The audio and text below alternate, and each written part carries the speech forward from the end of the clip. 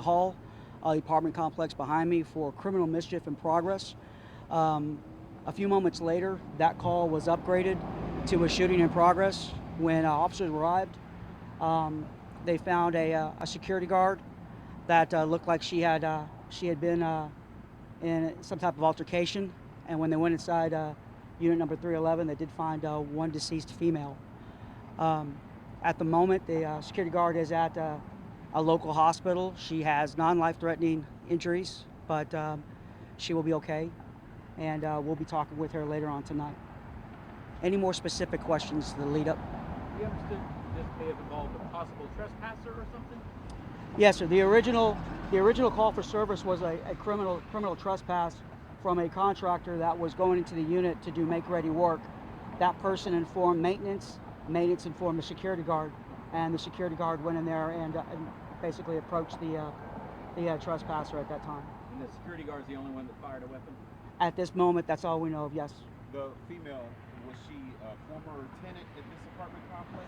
The management here has only had custody of this particular property since 1 October, and that particular unit 311 has not been formally occupied since they took over management. So no, there was nobody that was on the lease for unit number 311 at this time. Formerly occupied, so do they believe that maybe that person was staying there unauthorized? More than likely, that person was staying there unauthorized. However, we do not have the official name. Obviously, we're going to reserve that until we let the family know. But the medical examiner has to find out with regard to the actual name of the decedent at this time. Was it a man?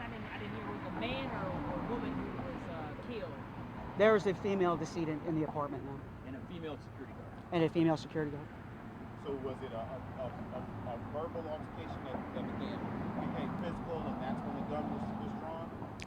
With regard to that part of the investigation, we have to speak with the security guard.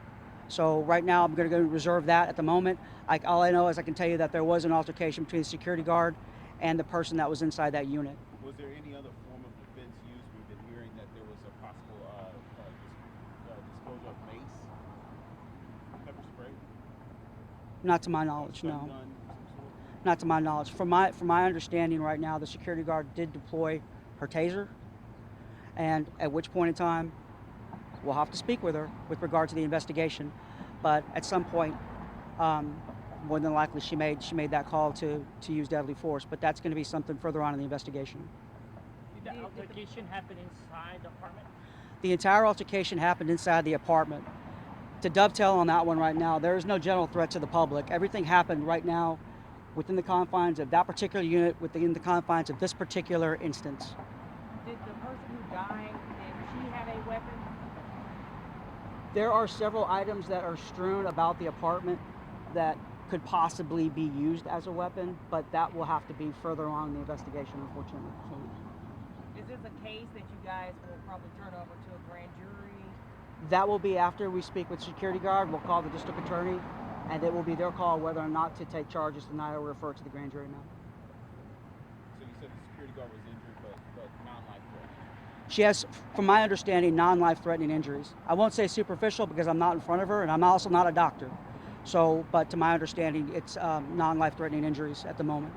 Do you know what type of injuries, if they were caused by a knife, by a shot fire or something? On the security guard, I cannot give you details on her injuries at the moment, sir, because I have not spoken with her yet. Did the woman who died one shot?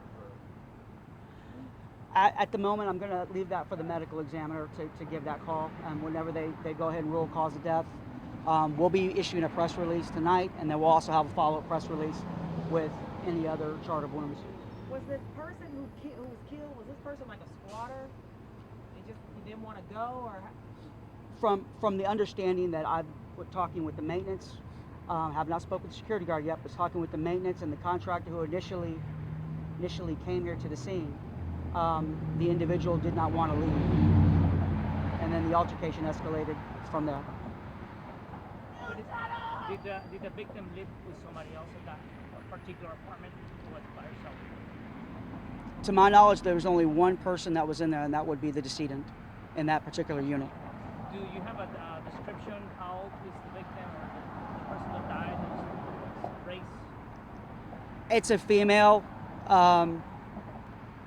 Possibly South Asian or Hispanic. I couldn't give you any more details, sir, not until the medical examiner gives us a notification of exact identification, and we can have next of kin identified. Last question for me. Yes, sir. We've been hearing that the deceased female also had children. Is that, can you confirm any of that?